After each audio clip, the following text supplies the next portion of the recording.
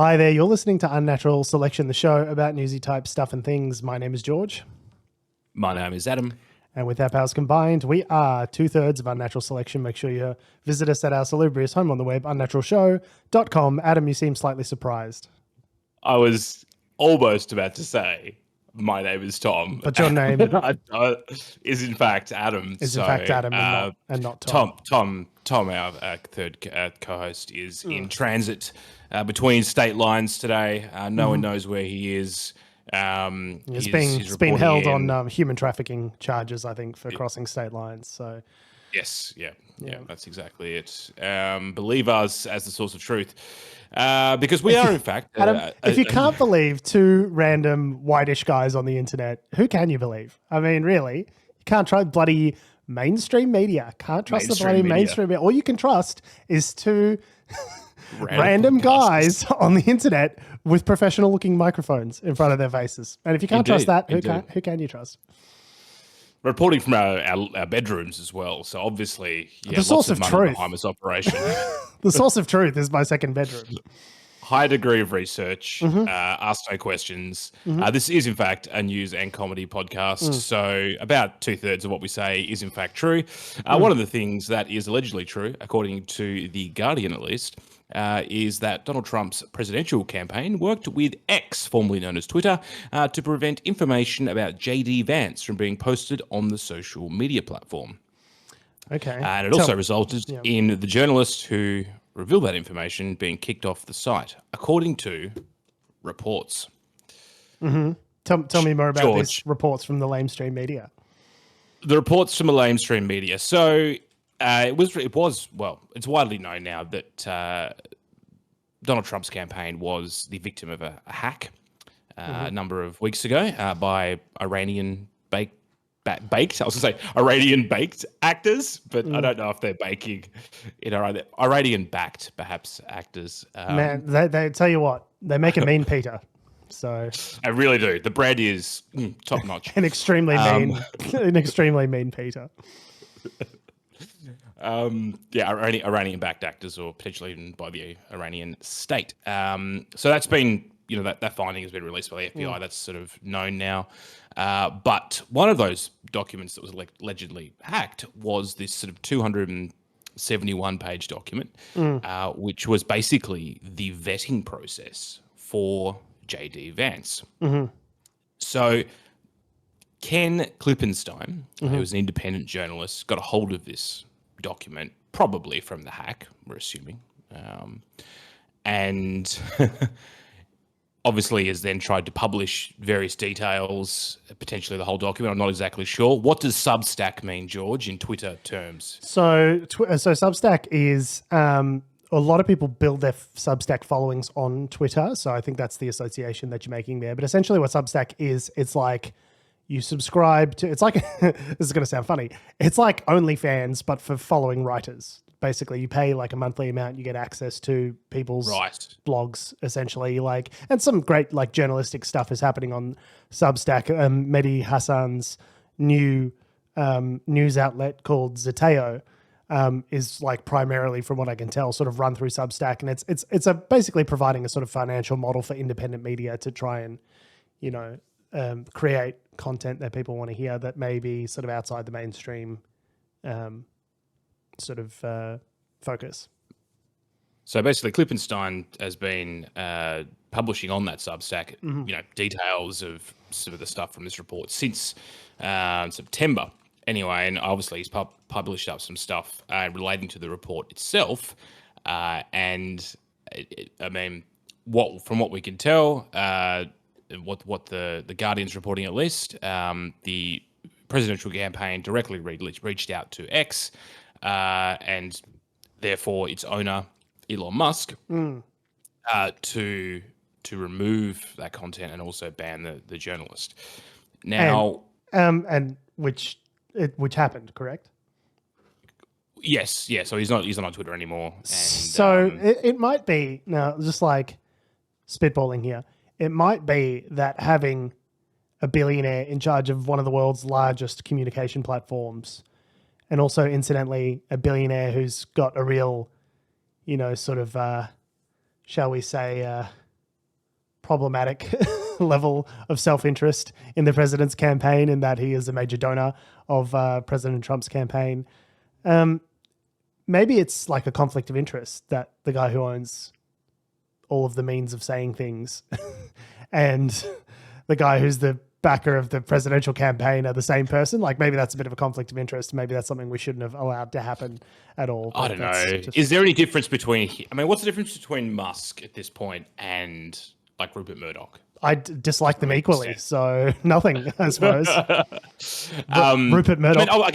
Rupert Murdoch doesn't catch rockets out of the fucking air, I suppose. That's probably the biggest difference. So yeah, it's interesting. There's a lot of, I guess, ethically contradicting things about this, particularly when you look at sort of the history of how Musk frames Twitter and previous things that both sides have said about what people should and shouldn't be allowed to say in online platforms. They've ostensibly banned him because the content that they were linking to contained JD Vance's, social security number and other bits of personal information. They don't care about that. They've never cared about any of that shit before. I'm sorry.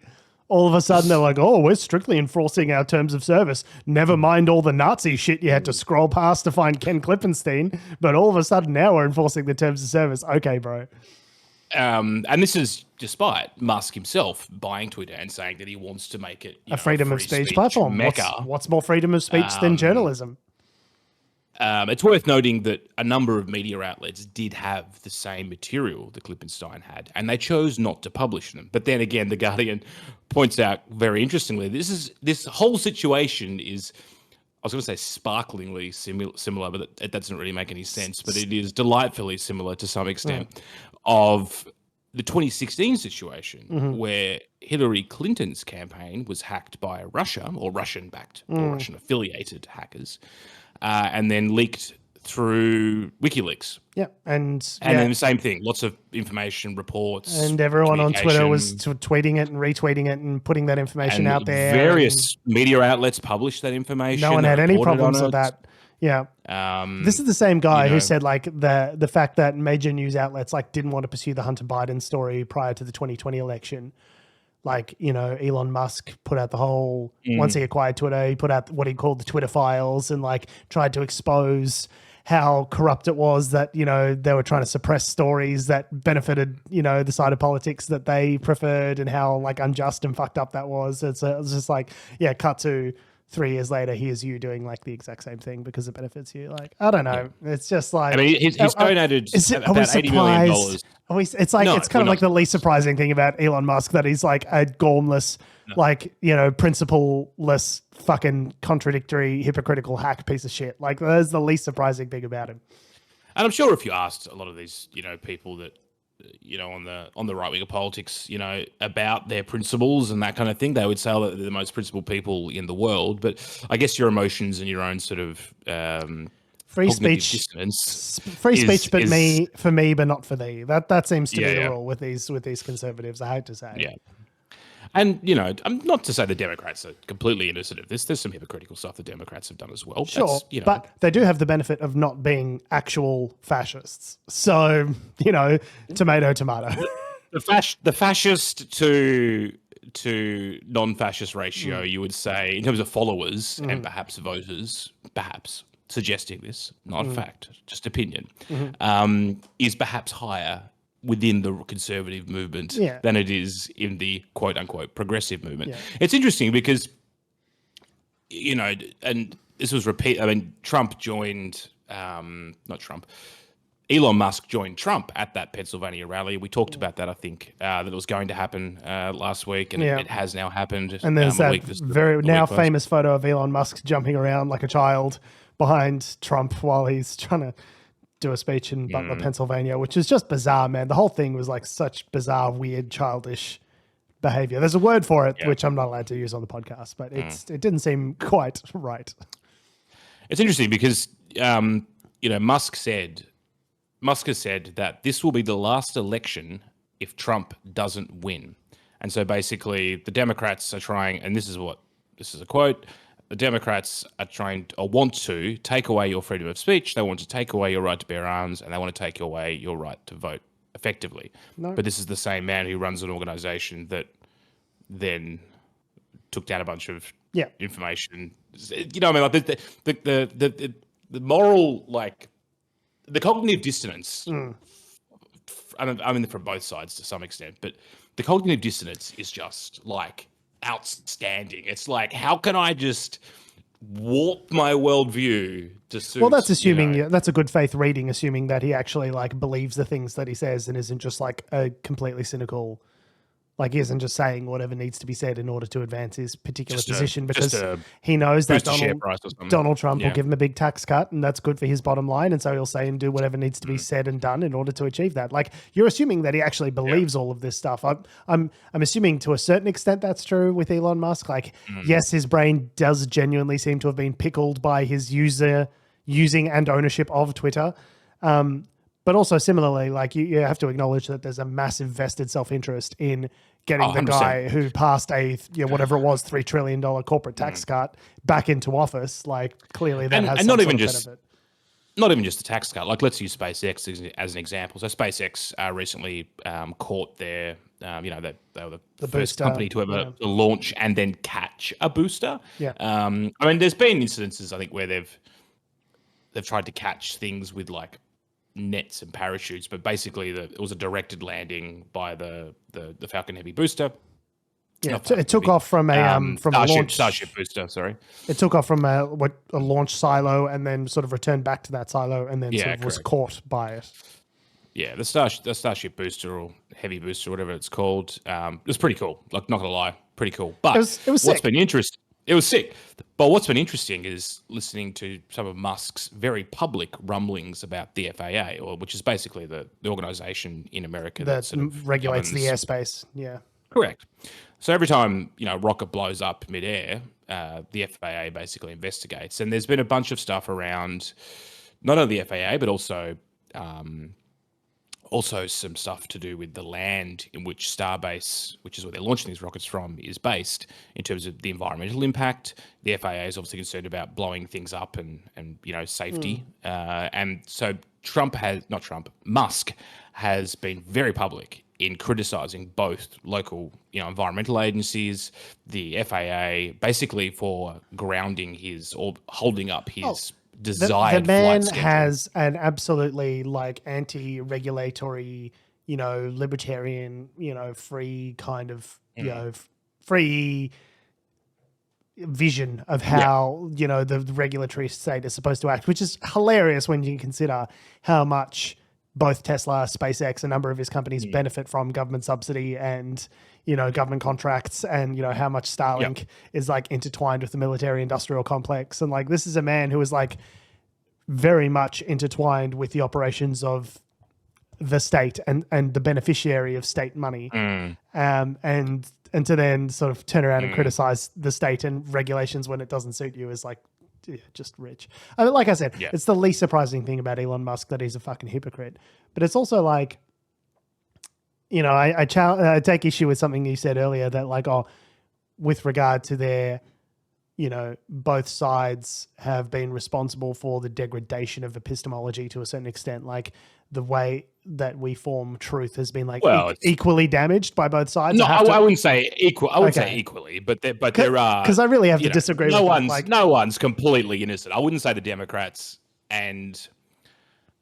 There is one side for whom they are much more responsible for the degradation of the information space than the other. And that side is the Republicans, right? Like, I don't think, bloody Tim Walz said he was in Hong Kong during the Tiananmen Square, like that one kind of weird misstatement that he made compared to like Donald Trump lying, 30 words a minute, tells 60 lies a minute every moment that he's talking. He comes up with his trying to blow up hurricanes. He took a Sharpie to a hurricane path and said it was going to go somewhere where it wasn't going to go. The man is incapable of physically telling a truth. And we're like, but how's Kamala Harris going to like pay for her plan? It's like, who cares? The other guy is like the trash monster, from Sesame Street. And they're like, but what are the costings on her plans? It's like, who cares? Who cares about any of this? How is this close? It seems to be, and it's a recurring theme, that sort of dichotomy across global democratic politics. Where the Democrats are just held to a much higher standard. Yeah. They're expected to tell the truth. They're expected to be the adults in the room. They're expected to have costings. They're expected to, be spotless, all their I's dotted and T's crossed. And then Donald Trump gets on stage in front of 50 million people. Is like, they're eating the cats. They're eating the dogs. just making shit up. And everyone's just like, yeah, well, it's because he's a fucking crazy person. Like, of course he doesn't tell the truth. Like, he's insane. So, well, speaking of insane, he's had several rallies, but this is another rally this week where he decided to mix it up.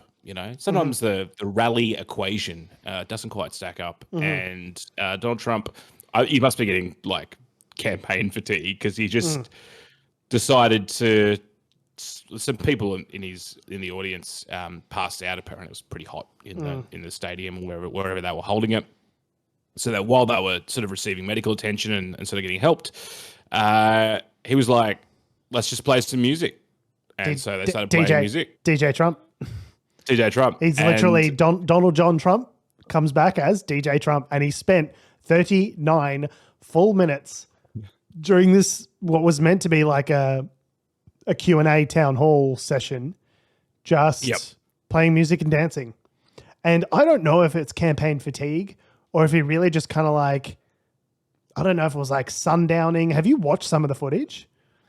I've only watched like the highlights. I would like to see some of the more. It goes for so long. I'd like to reiterate, it went on for 39 minutes. Did he speak? He was speaking sort of like in between. He was kind of it's just like, oh, let's put on YMCA. Like, yeah. But it was just like sitting there and dancing, and everyone's doing his little hand job dance. The hand job dance is my favorite dance out of any dance that's ever existed. I'm sorry. So bizarre, just like strange behavior where you sort of go like, Joe Biden had a disastrous debate performance, which everyone saw, and then the next day everyone was like, right. Get the fuck out. How do we get this fucking old guy out of the race? Whereas this guy literally, has a Mitch, what's that? McConnell. Mitch McConnell just kind of like grey out on stage for 40 minutes in front of the whole, in front of Pennsylvania. And everyone's just like, Trump be Trump. And it's like, no. I think this is like elder abuse. I think he needs to maybe go somewhere and see someone medical about this. Like, this is a concerning level of just like, I mean, he sounded, when he was speaking, like there wasn't like he was, like I would argue him sitting there dancing is kind of better to some extent to the information ecosphere than him saying, as we said, lies, sure, 60 lies. Like go for your PB, Trump. How many lies can you get out in 60 lies a minute? 60 seconds. Yes. I mean, it is better than that from a Democratic campaign standpoint that you'd rather have him not talking than talking. But just like, I think it's indicative to me. Yeah, not from a, I guess, like polluting the information space perspective, but like I think from a like his questions about his mental health and competency and like level of functioning. Like, it's pretty fucking weird. Like, 39 minutes is an extraordinarily long time. Like, we've been talking on this podcast. I'm assuring those people. For 18 minutes, okay? So, like, double the amount of time that we've been talking. And it's just him standing up there, like, sort of chatting, dancing, DJ Trump. Like, it's just, it's strange. It is a strange, like, even if you're in charge of all of your faculties and you're stringing together full sentences and not giving, like, 25th Amendment face like Biden was at the debate, it's still like a really strange way to choose to spend your time in front of your key demographic who you're trying to persuade. Like, it's a bizarre You've got to assume, like, it started off as like, well, let's just help. We'll just stop while these people are helped. And because there's a bit of interruption. It's obviously started as that. And I'm assuming those people were probably helped within like 10 minutes. Less. But they just kept going. And what's funny is that there was, so they had the event moderator was South Dakota Governor Kristi Noem. Yeah. And she tried to sort of like swing it back, and she was like, made a joke about, about high inflation.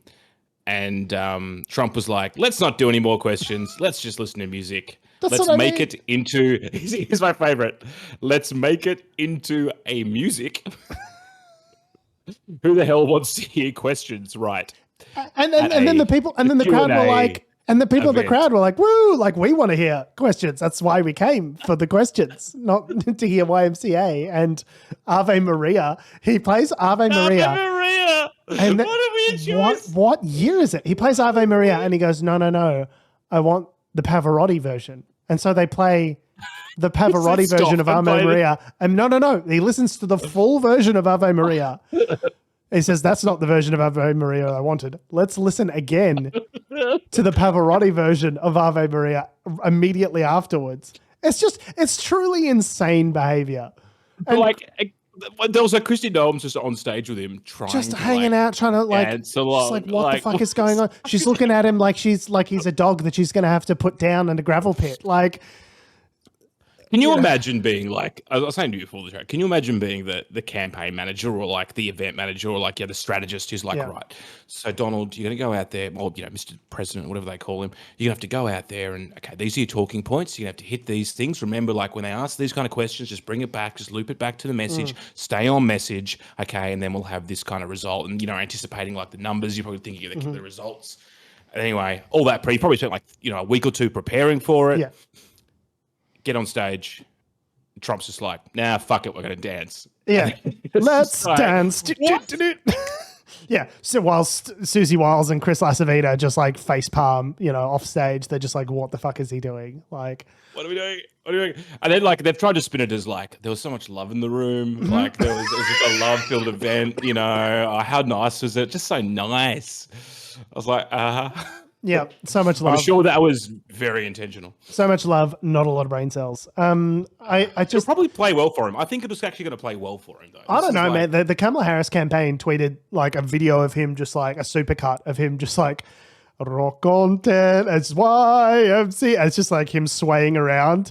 And the Kamala Harris campaign tweeted something. It was like you okay, bro? Something like that. Because it's just like truly insane. Like you have to watch it. Like I can't explain it to you. I'm not going to play it because we're going to get copyrighted on all the songs that get played.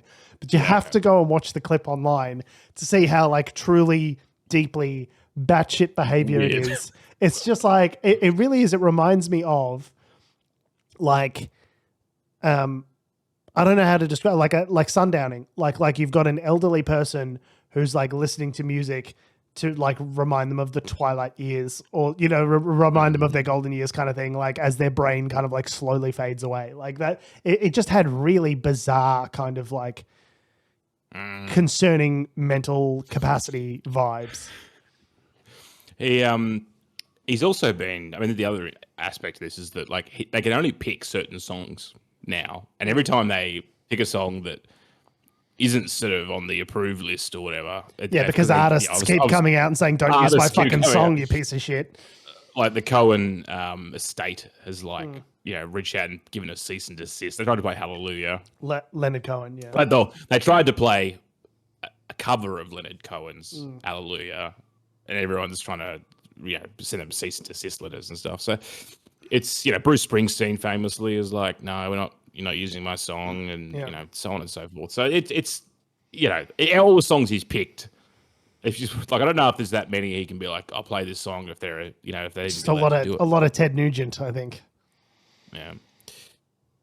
But anyway, moving back to Australia, we get into the really engaging stuff around state government red tape now, which is, it's probably the most exciting part of the podcast, to be honest. I'm thrilled. I can see that you're really excited. Just profoundly excited by just regulation chat here at Unnatural Selection. I love regulation chat. So good. Yep. And one of the regulations that is being scrapped, so we're getting rid of the red tape, woo, is that they're going to scrap restrictions for licensed venues and support live music and events. This is the New South Wales state government headed by Chris Minns.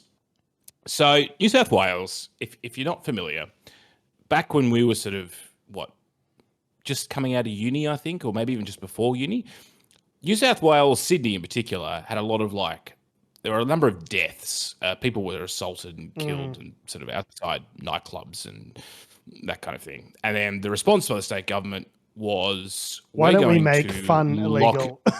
Yeah, literally. Like it was Footloose. Dancing is now illegal in this town. Sydney became the town that could not dance. Yeah, 100%. Exactly.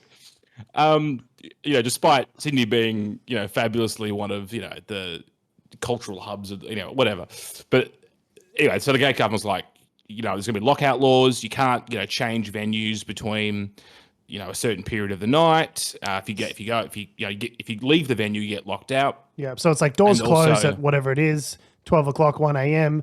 The place can Yep. stay open till whatever it is, 2 or 3 a.m., but you're not allowing new people in. If you leave during that time, obviously you can't get in anywhere else. You got to go home. So the idea is Yep. to really kind of like to just destroy the nightlife essentially in Sydney to try and force people, I guess, to the outer suburbs or to sort of, to get them to finish their nights earlier in order to like curb the violence that was happening. Get the foot traffic off the street, I think was the concept. Like just get the people, There's a couple of people walking around. There's a couple of like notable stories about, kids getting king hit. Yeah, some guy just getting like punched in the back of the head for no particular reason and like dying, and then it became like this whole sort of social movement. But it's not just that. So in addition to all that, there's also been restrictions on, venues and noise restrictions around certain venues. And these are venues in like the Cross, the King's Cross, which is like famously a kind of, sort of party district. And then they're getting like noise complaints, for venues that have been there for like, 4 decades. It's like, well, why did you choose to, buy an apartment right above, like, Ticklish Henry's House of Laughter if you couldn't stand the sound of people laughing? Like, then why did you buy that there? But anyway. So the other one, the other one that I found very interesting, which they're scrapping now, was I can't believe this was a rule, that where if you were, where did it go? Was it clubs? I've lost it because I was scrolling around like an idiot. There we go. Here we go. So there was a law that prevented people living within 5 kilometers of a registered club from entering it without becoming a member. What? So like if you were like the RSL or like, the Workers Club or whatever it may be, because New South Wales has got a lot of these clubs that exist. The club scene in New South Wales is higher than it is, say, in Victoria, for instance. The German club, all these sort of clubs and pubs. The Polish club where we go and get sausages. And So it was illegal. If you lived within 5 kilometers, you couldn't just stop in for a beer. You needed to be a member of the club. Yeah, you had to be a member of the club. And if you weren't a member, they could eject. Anyway, so they've scrapped that because that's obviously dumb. That's nonsense. obviously the dumbest rule. Anyway, so the main thing that they're announcing basically as a part of these sort of this package of sort of tweaks to the legislation is that residents who choose to live near pubs, clubs and restaurants will be warned that they are moving into a noisy area under new reforms. And basically, if you don't like the noise, tough. Don't go to the place where all of the noise is, maybe. So they're going to establish special entertainment precincts or SEPs in local communities to ensure that hospitality venues, live music and performance and events can flourish. And sort of it's been described as an eyes wide open clause. As opposed to an eyes wide shut clause. Indeed. Did we talk about that last week? Yes, we did. That's why I mentioned it. So, it is interesting because, I mean, during the time, I remember if you were listening to Hack, the youth, Triple J news program, whatever it was, 10 years ago when these reforms came in place, like basically the argument that they and club owners and everyone that was part of the nightlife in Sydney were making was basically like, this is going to destroy the nightlife in Sydney. And sure enough, it did. Yeah, there's a bunch of like long-standing venues that, sort of went out of business and had to shut down. And, obviously Sydney has been just like not a very vibrant nightlife place for the most part over the last 10 years. And I guess, I think it's kind of like we've come out of the pandemic and then people have kind of like, going out again and they've sort of woken up to all these rules and like, hang on, why have we been doing that? Like, let's get rid of that. That doesn't make any sense. I think because we were in hibernation for a couple of years with the pandemic, we all just kind of like forgot. And then now that it's come back with a vengeance, people wanting to go out and be part of that nightlife scene, they're just like, actually, these laws are dumb and don't make any sense. Could we just not do that? Could we just change that to a normal city kind of practice?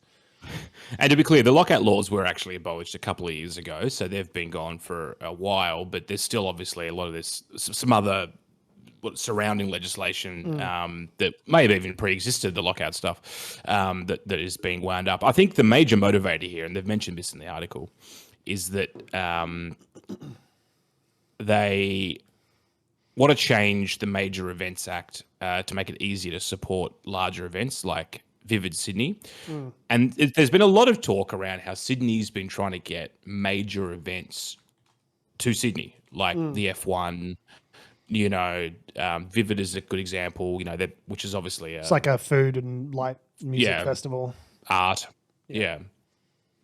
But obviously in running those events, or proposing to run those events, there's obviously been significant sort of restrictions around red tape hurdles. So I suspect that maybe some of this is just really about greasing, because a lot of those events are supported and run by the state government, in arm's length capacity. So I wonder whether or not some of this is just about sort of making it easier to run those events. I think the Min's government is looking at the budget bottom line and going, we need to get some people in pubs drinking a lot. 100%. We need way more tax revenue coming in, because this is not how it is now, is not what's good. Let's increase consumption, right? Yeah. Let's get the dollars coming in. Yeah, 100%. So yeah, I mean, it's good. It's good for the city, I think. But I wouldn't say that it's a completely, what's the word I'm looking for?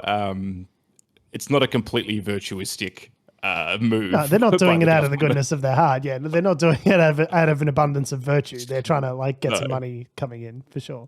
No. But which just speaks to the fact that the reason that these reforms were put in the first place was just extremely wrong-headed. Like the thinking back then was very much not correct. They were willing to tamp down, economic activity in order to create the theatre, the illusion of additional security for young people. And it didn't do either.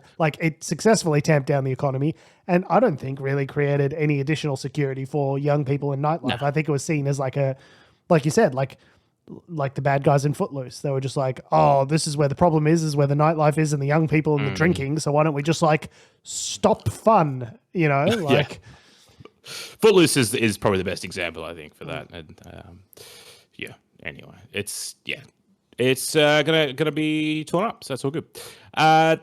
Speaking of tearing things up, the Victorian government, and this is gonna blow back on Labor so hard. The Victorian government is going to, or wants to, and they're going to announce it, I think, tomorrow. This is one of these articles that's like Jacinta Ardern, that's not who it is, Jacinta Allen, will announce tomorrow, basically that the government's going to rezone a bunch of areas, rezone affluent areas, in a bid to attract locked out young people to 50 suburbs.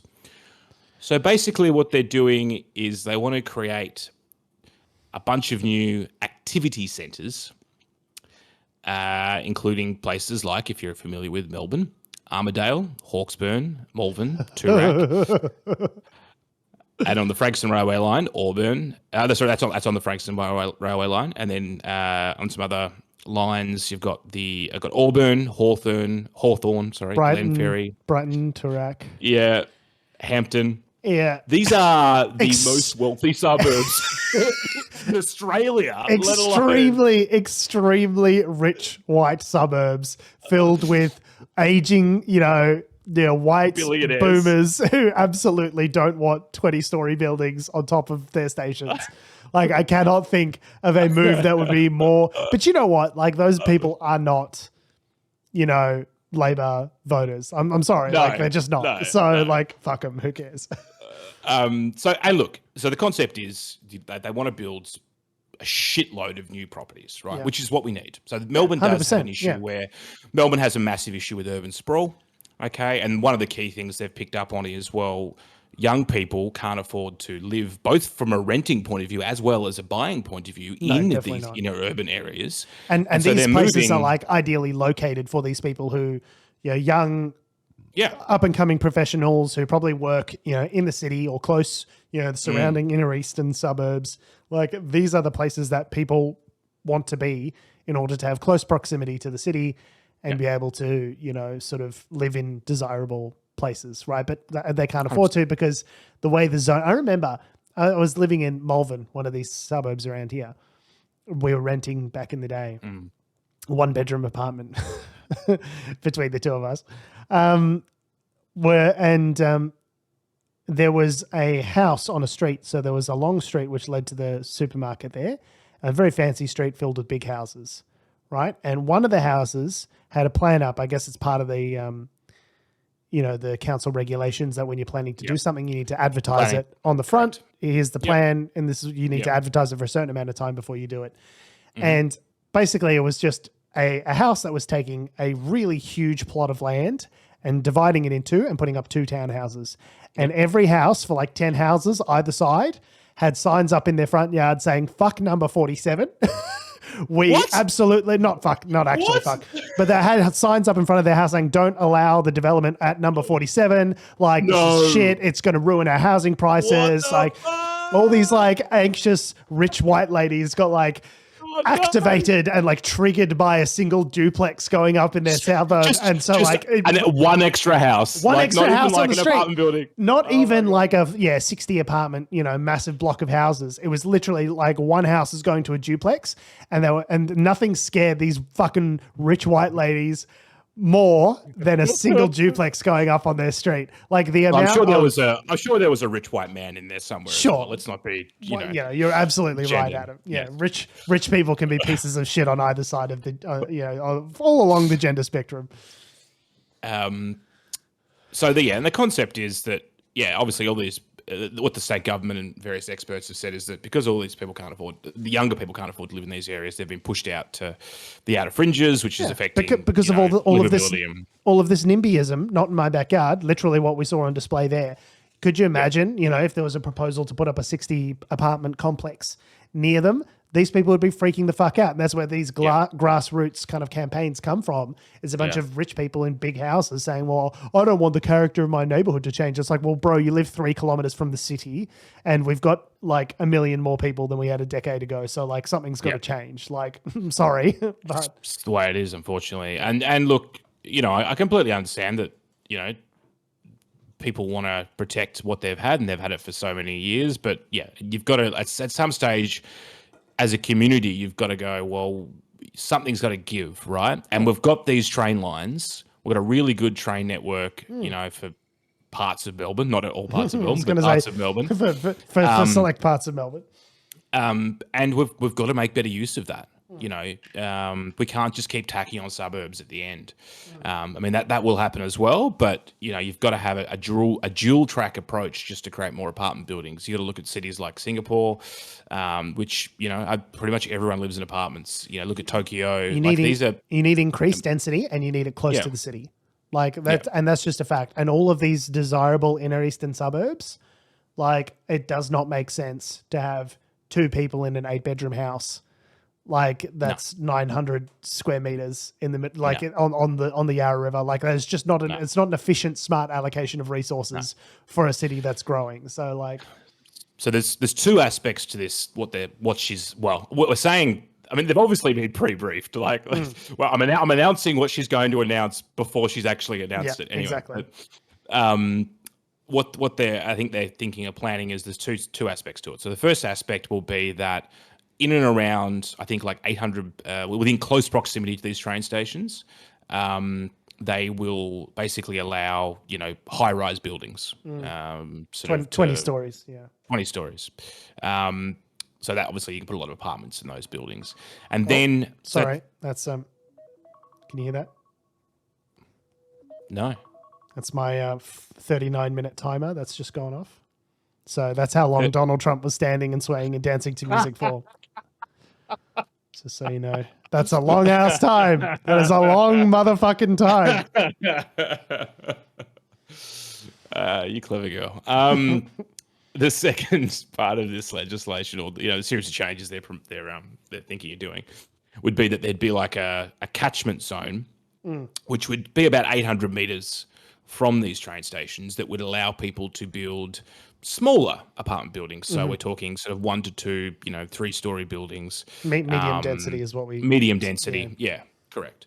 So the ones near the train stations would be high density. Further out would be sort of quote unquote medium density. I have a lot of opinions about medium density and what it means, but that's a separate topic. But that makes complete sense, because if you build these high density apartments right where the trains are, like, you basically don't need to create that much additional infrastructure in order to support the ability of all of these additional people to get in and out of the city, because they're right there on the train station. They'll just take the train to work. It's established. Like, it's a plan that makes sense. I think if these were suburbs that weren't incredibly rich, powerful, privileged suburbs, it wouldn't be an issue. It's just like a common sense solution to the problem that we have. But yeah, they're gonna get fucking smashed for this. They're gonna get absolutely bollocked for this.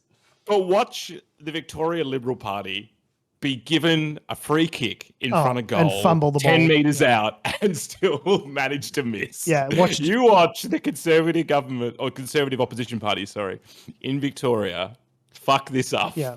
They will still do it. Watch John Pizzuto kick himself in the balls if he's still the leader, because I've heard rumblings about that as to whether he's going to get dumped or not. So. Yeah, there's been speculation for weeks now about that.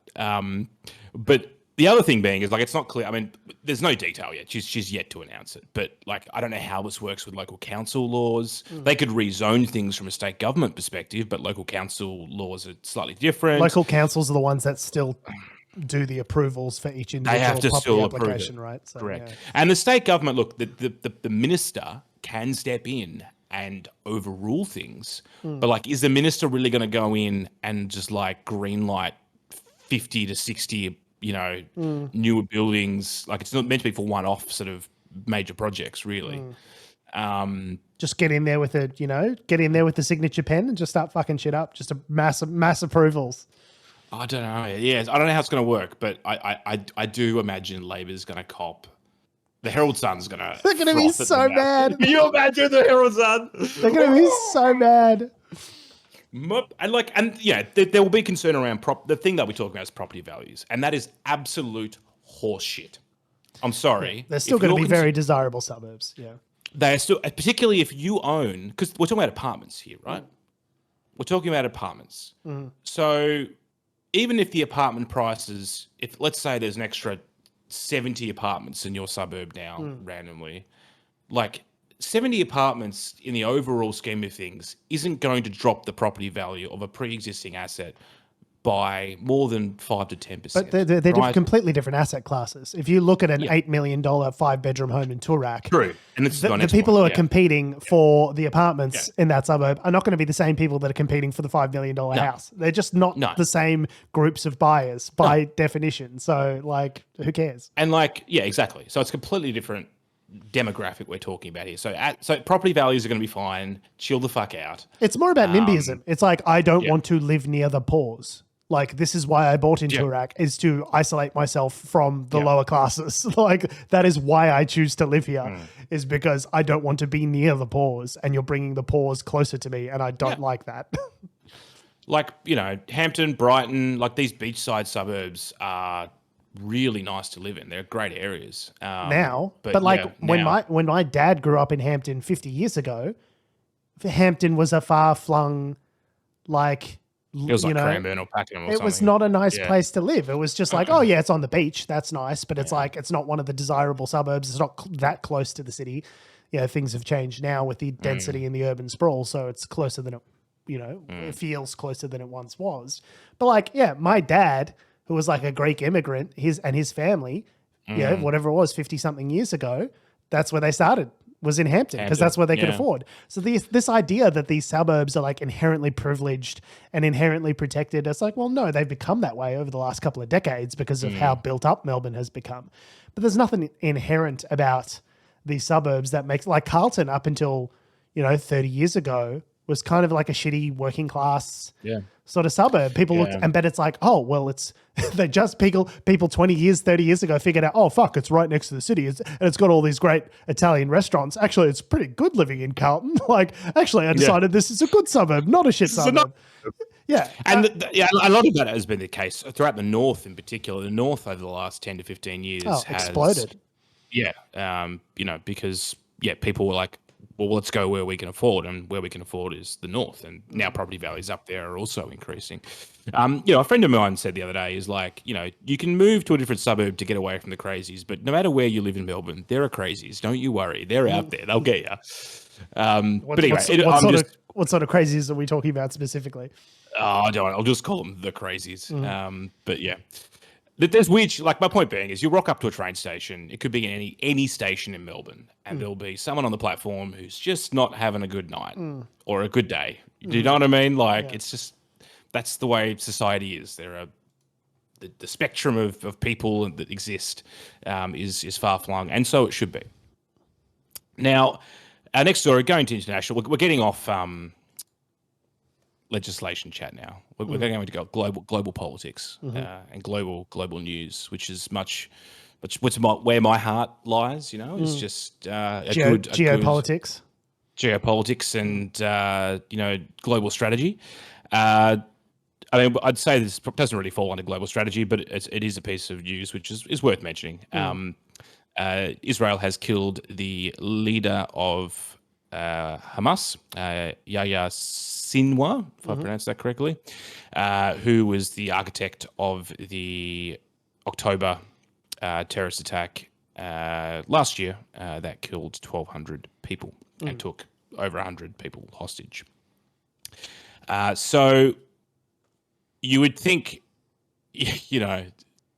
after a year-long war, that Israel might take this opportunity, or Benjamin Netanyahu might go, let's have my Barack Obama moment, get in front of the podium. Ladies and gentlemen, we got him. We got him. And he sort of did that, but he didn't really do it. He said, he's like, yeah, no, we're going to keep fighting. Basically, the quote was, Sinwar's death, quote, brings the end of the war closer. So not that it's the end of the war, but it's closer now that the architect of the October 7th attacks is dead. I mean, it's hard to say which war because Israel's engaged in so many wars at the moment. So, like, we're just they're starting one with, probably Iran as we speak. So, maybe just trading one war for another, or finish this one, start up another. Who knows? But it certainly doesn't bring about the end of the hostilities in Gaza.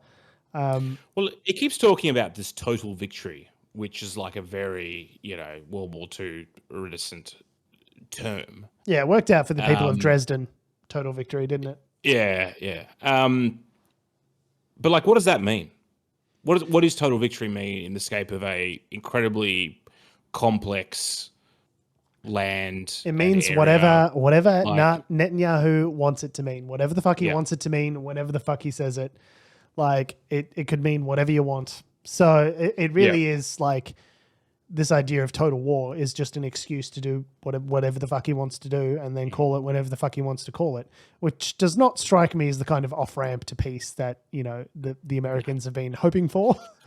But there are, some people have suggested, the ABC in this article has suggested that potentially this might mean that, there are people within the military and government of Israel might decide to start saying, yo, bro, let's chill the fuck out a bit and wind everything down. But I'll believe it when I say it. Yeah, exactly. That's my opinion.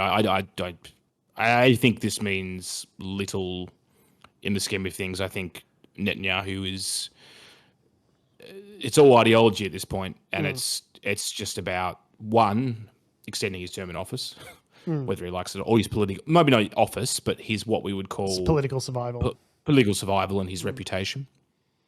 The second part is a piece around an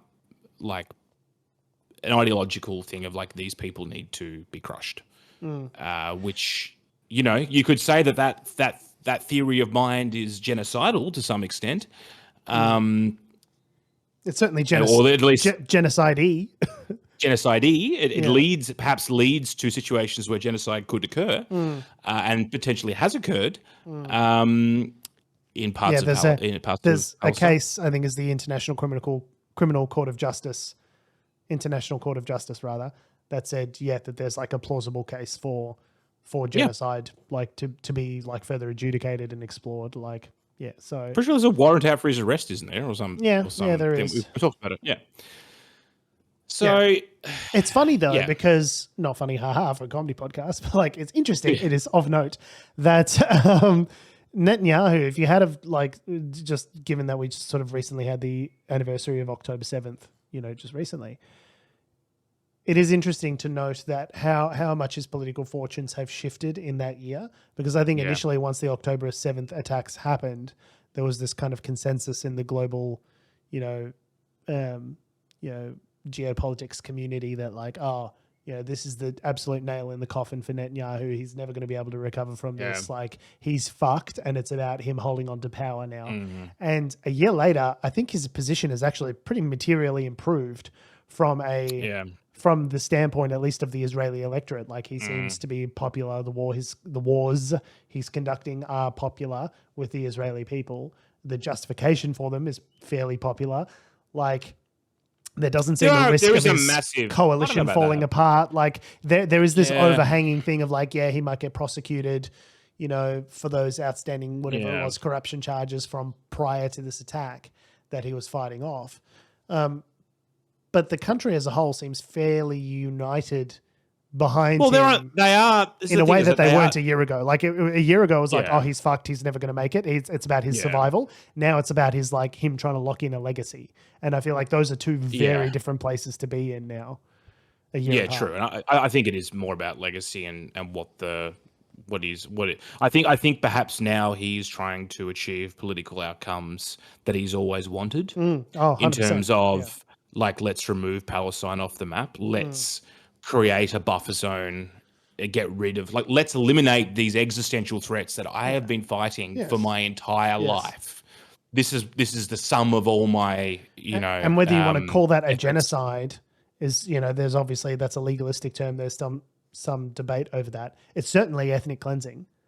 Like, it is certainly, if you're trying to move people off land and occupy it, and the sort of reports about trying to force a situation where Gazans are forced into Egypt, or there's a bunch of sort of operations that are happening that are essentially, whether it is strategic or not, that are in effect pushing Gazans off their land, making areas that were habitable no longer habitable. Correct. And it's like, well, that's what an ethnic cleansing is. It's like targeting someone and forcing them out of an area based off their ethnicity. Like, I don't know what else you call that at this stage. So, and I think, in his mind, he's probably, he's like, and he said this multiple times, it's not about, the wider Palestinian people. It's about eliminating Hamas and Hezbollah. But ultimately, you've got to realize that these are paramilitary organizations that live and are a part of embedded. The communities. Yeah, they are part of the communities, right? Exactly. And I'm sure there are many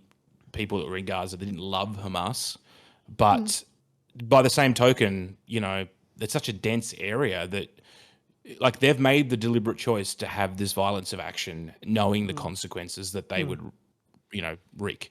And here we are. So I think, and look, there are strong, particularly the families of the hostages, there is a strong movement in Israel being like, bro, you just need to cut a deal with them. Just get the hostages back. We don't care. Yes, but they are a vocal minority. Yeah. Like, people want the hostages back. That is a real focus. But also, if you keep killing your negotiating partners, which they've done multiple times now, where it's like someone that they were sitting across the table with, negotiating with, ends up dead as a result of an Israeli, action. Airstrike or whatever. It's like, well, how do you ever expect to have any kind of off-ramp with these people if the remaining negotiators you see that and go, well, how the fuck are we supposed to? How are we going to negotiate with these people if they're going to kill us? Negotiations. One of the important things that underpin them is trust. Good faith. Good faith, right?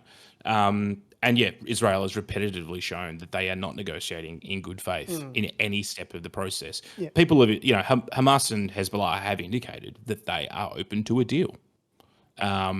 The US, to be fair, has gone so far as to broker deals, work out the specifics, announce them. There was, it was a couple months ago where Biden's we're super close to a deal, where we've got it on the table, everyone's agreed. And then, Netanyahu comes in and says, actually, what I'd like is also your ice cream cone. It's like, well, that wasn't part of the deal that we already discussed. He's like, no, I want the ice cream that you're eating, and that's mine now. I was like, well, that's not a reasonable thing for you to just tack on at the end of this process. It just blows up the negotiations. It's happened time and time again. It's happened multiple times now.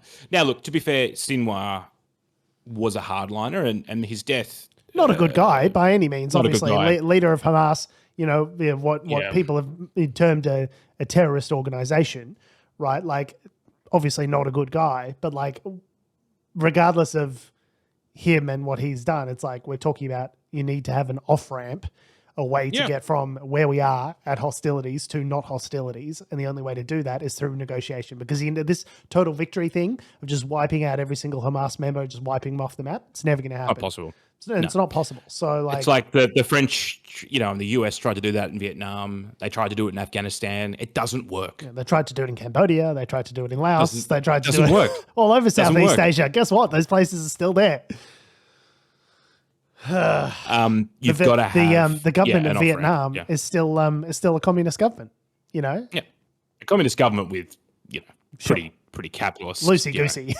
Loosey-goosey communism. They love Ho Chi Minh, they love Mao Zedong, but they also love money. So, but you know what I mean? It's like the whole point is like it is impossible to wipe ideologies off the map like that. Like America should have learned its lesson from Vietnam, should have learned its lesson from Afghanistan and Iraq, should have learned its lesson from all of these conflicts where they try and go in and reshape the region, and it never fucking works. Like, and do you think the tens of thousands of children that are now starving and that have been orphaned and they're going to love you now. They're going to love Israel. They're going to love it. They're going to love Israel. They're going to absolutely love them. Oh, look at these guys. They came in and no. Yeah, you've just created have another 1,000 martyrs. We'll have them over for Shabbat. They'll love it. Yeah, no, it's anyway. It's just foreign policy. And look, I think this is the big thing, is that for this whole conflict and the different parties that are involved in it, it's just been strategic failure after strategic failure, which just leads to violence. Sinwar made a complete strategic miscalculation in doing what he did. It was ideologically based. He thought he was going to draw Israel into a bunch of like counterterrorism operations, and they'd, kind of be able to fight them off one by one. Yeah, he has indirectly led to 40,000 people of his people dying, and by some reports he didn't even care.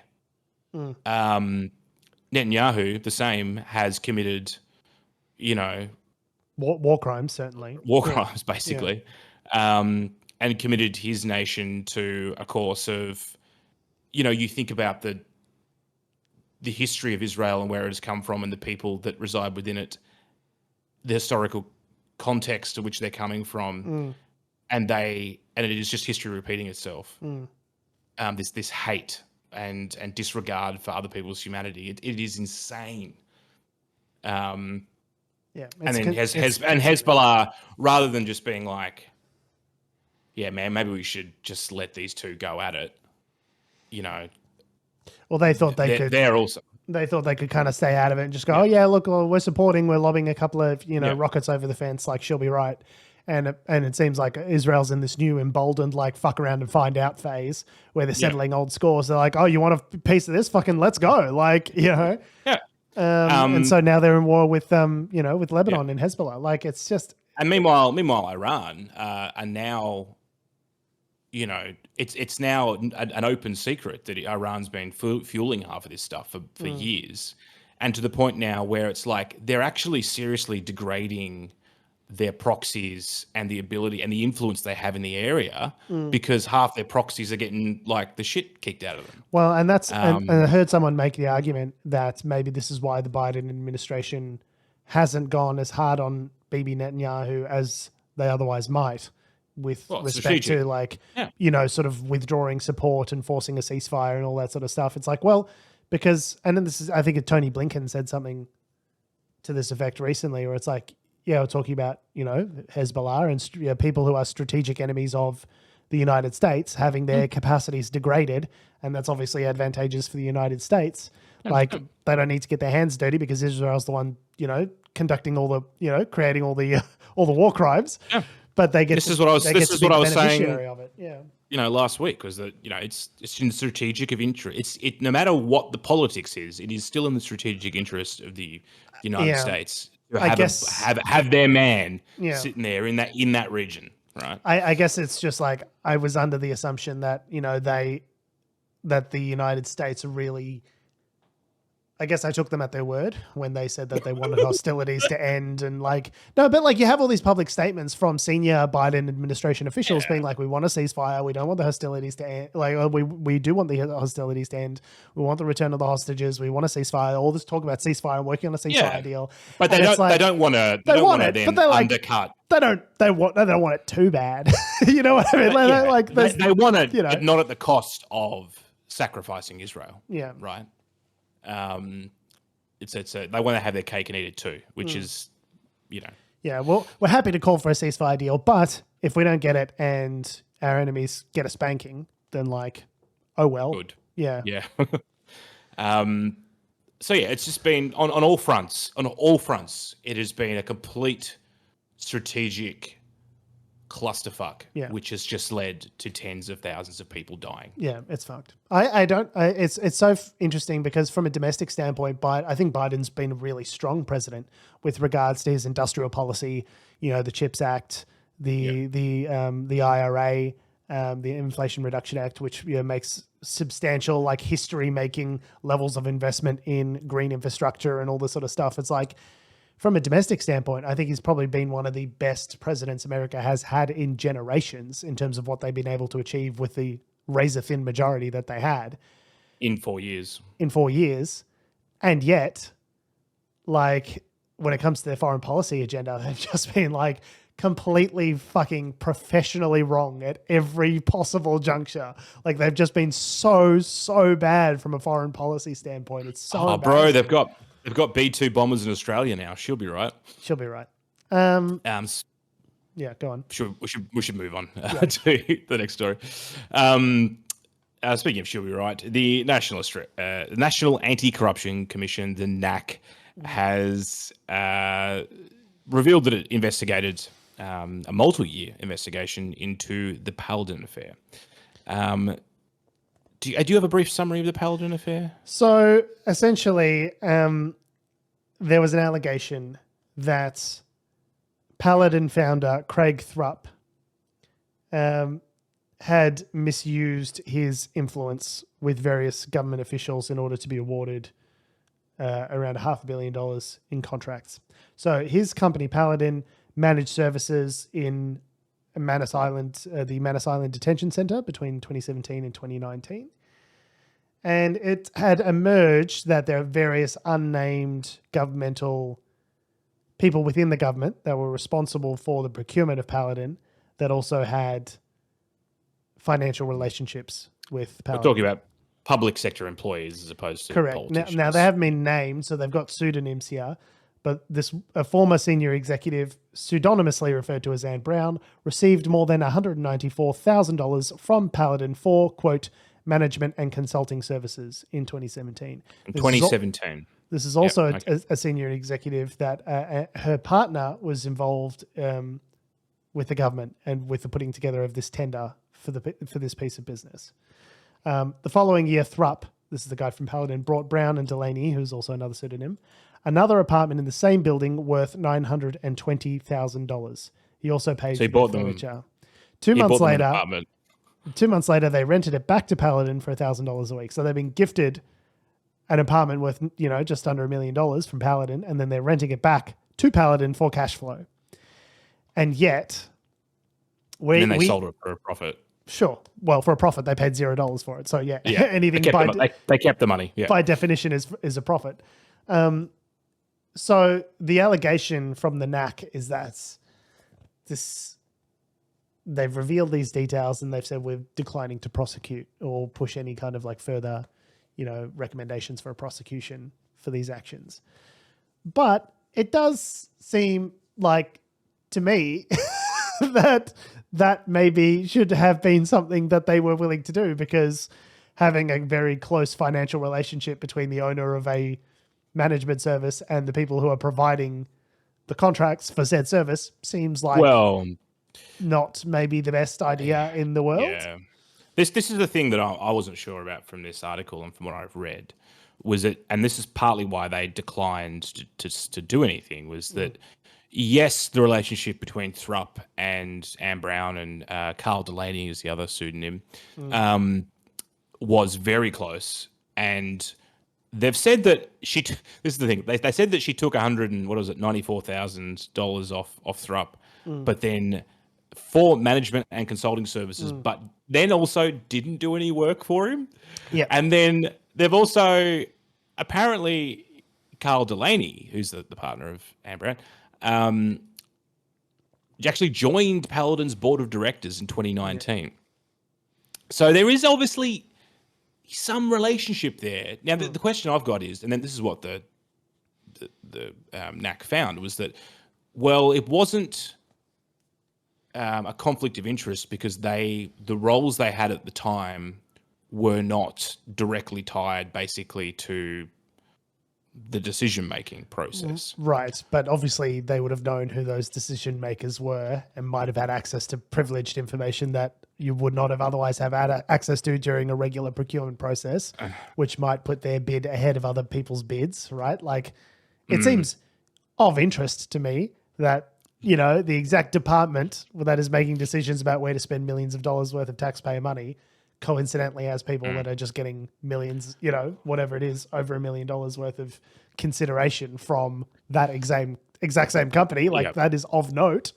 So Anne Brown didn't declare the relationship with Thrupp, which they said that she probably should have. Yeah. If someone drops $1 million into your account, you generally probably declare that, Christian Porter. And she was close to retiring, but didn't really use that relationship to affect her job specifically, if that makes sense. As far as they know. So, as far as they know. Now, but like, that seems insane to me, because basically what you're doing is you're creating a permission structure that says you can get a big payout at the end of your career. Like, as long as you're a good boy throughout the majority of your career, as long as you don't take any big money from, you know, people who might be conflicted, you know, have a conflict of interest with matters that might be that you're involved with, or matters that might be before you. As long as you delay that payout to before you retire, then you're all sweet. It's not corruption. Yeah. It's like, well, that's nonsense. And this is probably the kicker, the wider context to this. So Paladin was, in 2017, when it minted that contract, it was the only applicant invited to a limited tender process for the Manus Island contracts after Transfield announced they were getting out of offshore detention. The Transfield services famously were the large provider for the government for a lot of offshore detention and some onshore stuff potentially as well. I'm not sure about that. But anyway, basically Paladin had been subcontracting off Transfield while Transfield was still running the show. And somehow they found out about this tender process that nobody else knew anything about, and they were the only applicant for. Or they were invited. They were invited. The only one that was invited? Only one that was invited. Yeah. Someone who does tenders professionally, this is my job, is I write tenders, and a lot of times they go to, you know, to government, to get, you know, federal government agencies, to state government agencies, to individual corporations. This is what I do, is I write proposals, I write tenders, right? The idea that you would have an inside track is like with, you know, whatever it is, even if it's just the provision of information about, you know, who's got what's going to whom, like with these tenders, they are so extremely explicit to have, you know, there's all of these, in each one of these government tenders, all of these clauses that have to do with the avoidance of even just the perception of collusion. You're not even allowed to contact people involved in the procurement process, even if it's about anodyne, unrelated issues. You just want to say, oh, I just want to have lunch, or like get to know you better. Not allowed to do that. That's against the rules. I can't buy you a Sonos. I can't give you a bunch of money. And I certainly can't even contact you unless it's to do with professional queries about this tender, which are then going to be answered and then communicated out to everyone, so they've got an equal chance of responding to that information. Like, they are so careful with government tenders to avoid even the perception of corrupt intent that it strains credulity to think that you could have a closed tender process that is open to one individual company who succeeds and gets contracts for millions of dollars worth of federal government money and that not be in some way a compromised process. Well, right? The Australian National Audit Office agrees with you. They published a scathing audit of the Home Affairs contract management during that period. Yes. It accused the department of serious and persistent deficiencies in its procurement process. Quote being, of most concern is the department's management of processes for contract consolidation and the open tender, in the sense that there was none. Yeah, there was not an open tender. It was very much a closed tender. When you get $100,000, if you go for like a Creative Australia grant, it's $100,000. The list of things that they ask you, what are you going to do with it? How's the money going to be spent? You know, like who's getting paid? How much? What are the rates? What's your project plan? What are your hours? And this is for $100,000. Okay, this is not a significant amount of money to the federal government. Certainly not in the order of millions and millions of dollars that Paladin was awarded over the course of its contract. The amount of scrutiny, and then there's an acquittal. After the process, at the end of the grant period, you have to then go back to them and say, here are all the receipts. Here's what I spent the money on. Here's how it went. Here are the outcomes. You have to provide them with a report which says, here's what I'm going to do with the money. Here's what I did with the money. And here were the outcomes, right? These were the outcomes. The amount of scrutiny on a $100,000 Creative Australia grant is obviously much, much higher than this contract for Manus Island, which is worth hundreds of times more, thousands of times more to the federal government. Like, it just strains credulity that there's this like pathetic level of oversight into this contract, which is worth so much money. And to know that people in the department were getting payouts from their mate in the order of hundreds of thousands of dollars for services that they did not render. Like, I'm sorry for the NACC. Like, what is the point? This is the whole reason that we brought all of this up. What is the point of the NACC? Like, do they need to see someone holding a canvas bag with a $sign on it and giving it to someone as they sign something corrupt into law saying, I accept this quid pro quo for corruption? Like, do they need to hear them say the words as they're doing it and get a photo of them red-handed in order to do something about it? Because, like, it kind of seems to me like this is the sort of thing that the NACC was kind of made for, was to crack down on these sorts of things. And I would argue it's not so much the NACC, it's the surrounding legal, because the NACC is an investigatory body, but they've declined to recommend. They've declined to recommend any charges in this case. Correct. This is my point. Is they haven't. No, my point is that you need laws for them to use in such a way that they can recommend charges. So what my argument is that the existing legislation on some of this funny money, is weak. It's too weak. And we've said this about, political donations in the past as well, right? That there is, in Australia, for some reason, the exchange of money for influence, whether it be direct, indirect, whatever, is the legislation surrounding that is very weak. And I think that's part of the problem is that the NACC can investigate, but if there's the burden of proof is here and the legislation's here and it's not really high enough to really... I don't know. Like, I obviously haven't sat down and read the legislation. It seems like to me that the NACC has more powers than they're willing to utilize. It seems to me like in a case like this, they could recommend charges if they wanted to. It seems like charges though. I don't know. I'm not a student of the law. I don't know. But it seems like to me there is something going on there that warrants further investigation. It definitely smells. It smells like shit. It smells like shit. It really stinks. So there's something that warrants further investigation. I agree with you that it seems like the legislation that underpins the NACC isn't strong enough, doesn't have enough teeth that can allow them to actually go after things, right? There's that aspect of it. But it also seems like there's a reticence within the department to actually really go after, issue. Like, if something to my mind, as clear cut as being worthy of investigation as the Paladin affair gets passed over. What was the other thing they passed over recently? The NACC? Well, they didn't pass over it. They've the investigated it. Yeah, but they passed over Robodebt. This one here, they have investigated. These were the reasons that the NACC was created, was to deal with cases like the Paladin affair and Robodebt. And so if they're declining to sort of recommend charges on even those what's the cases. point? It's like, well, what is the point of you? Like, it really doesn't seem like they're fulfilling the expectations that the community has. But that was the Liberals' point of view all along, George. They were telling us from day one that the NACC is just a waste of money and the government audit office can do it instead, which, I don't want to say they were right, but there's been a few cases where they've just gone... If you're new to them... They've handballed it. If you're new to them, if you don't give them the power to do what they need to do, then obviously, that's going to be the case. But they need to be imbued with both the authority to do what it is we want them to do and to have the confidence of government to actually pursue. Like, it really does feel like there's beyond just their powers, it seems like there's an internal, I don't know if it's a leadership issue within the organization. It seems like there's a reticence, like they are nervous about actually exercising the power to do what it is we want them to do, which is pursue corruption in the government, right? I think they've investigated this pretty thoroughly, and the issue is that the legislation doesn't stack up to get a conviction. So my argument is we need to massively overhaul corruption legislation in Australia. Yeah. So which makes it easier for them to go. Which makes it easier for the NACC to then go, we investigated and we know that they meet the threshold for corruption on X, X in X case. Yeah. But anyway, that's my opinion. Final story of the day. Bruce Lehrmann's lawyer is still saying things in court. And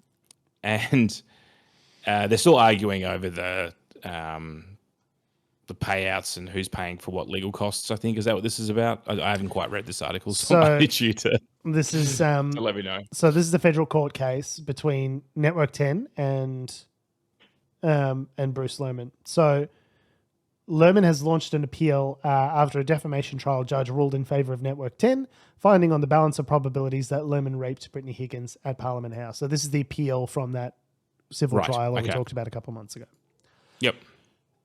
Network 10 has rejected an allegation by Bruce Lehrmann that it employed, quote, bullying tactics by insisting that the Centrelink recipient, I love how they threw that in there, pay a $200,000 security ahead of any appeal. So basically, Lehrmann's lawyers are arguing like the guy's on Centrelink, he doesn't have any money, he doesn't have any means of making any money, so you can't expect to get $200,000 out of him before we even launch the appeal. Before we go through security. the appeal. Yeah. Right.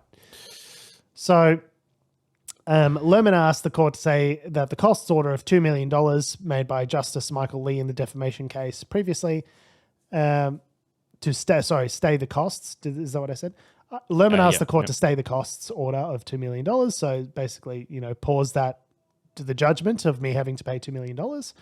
And they also, Lehrmann rejected a demand from 10 for a security of costs to proceed with the appeal. That's that $200,000 that we talked about. Now, those all seem like reasonable things to ask for if you're going into an appeal for this case.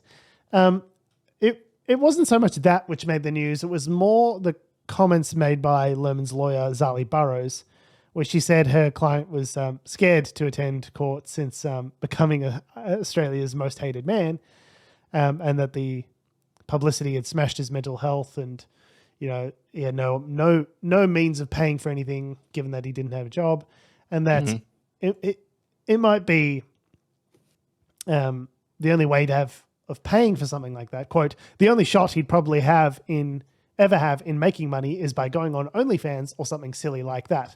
But other than that, they know that he cannot come up with this, unquote.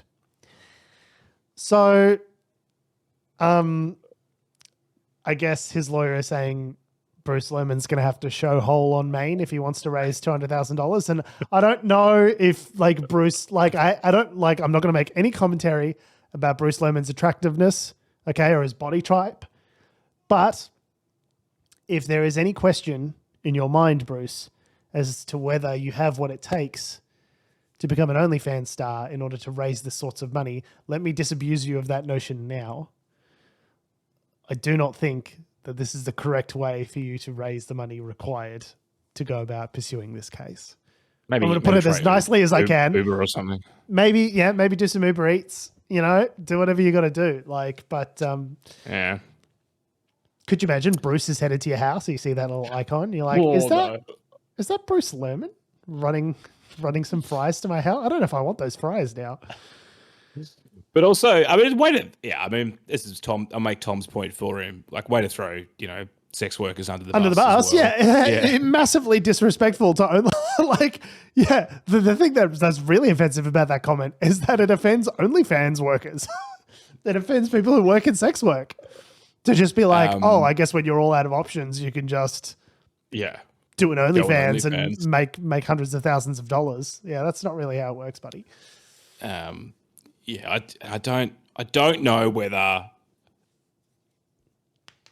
I wonder if he's talked about it. I wonder if that's why she brought it up, or whether that was like just an off the cuff comment. Do you know what I mean? Whether it's been like something they've discussed. It's like, well, how are you going to pay it? He's like, well, I guess I could.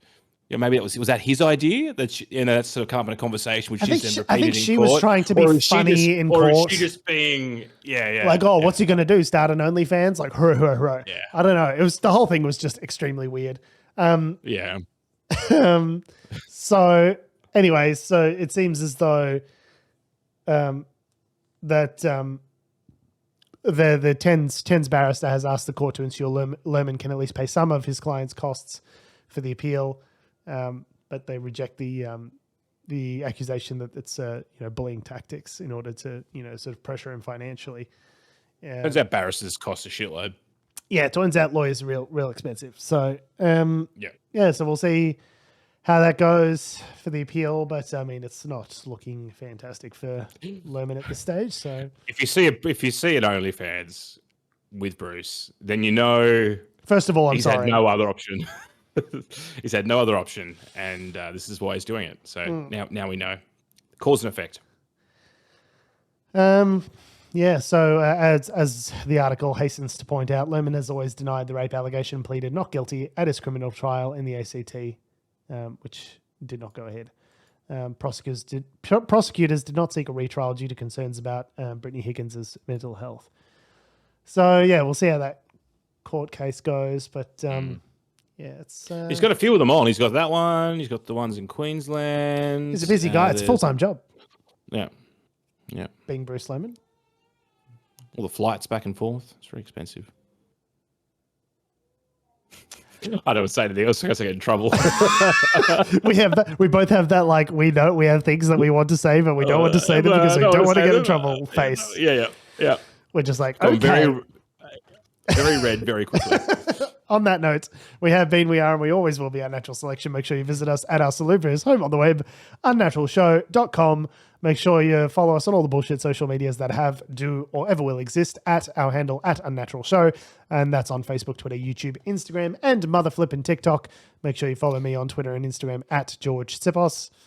And you can follow me down to my local train station where I'll be staking out the ground for the next major apartment building to go up in my area. Because I live in a pretty leafy green suburb, George. I reckon there's some room for some sweet apartments. Do you know apartments up the road from me? So I live in one of these suburbs, and I'm lucky. To be fair, the rental prices here aren't too bad, but to buy a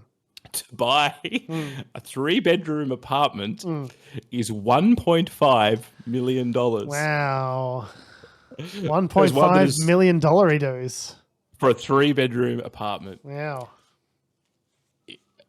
Seems high for what it is. Yeah. Yeah, and 2 bedrooms are sort of somewhere between, $750 and $900, something like that. What a bargain. Let's put a few more up. I'll get my shovel. Let's go. Let's go. Shovel ready. Thanks for listening, guys. Love your faces. We'll see you next week. Despite the fact you've probably never seen me with a shovel in my entire life, I wouldn't know what to do with a shovel. I don't think I've ever seen you break a sweat.